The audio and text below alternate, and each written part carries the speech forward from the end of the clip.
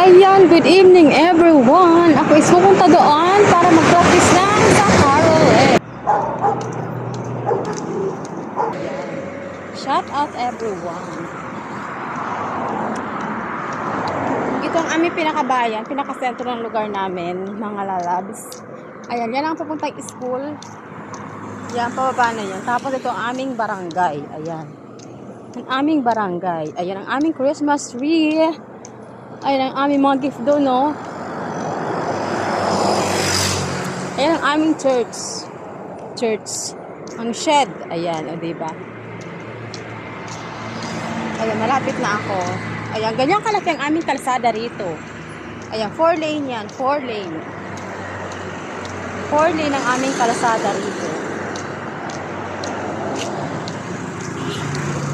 Ayan, ganyan kalaki ang kalsada rito. At ganyan din kahirap tumawid.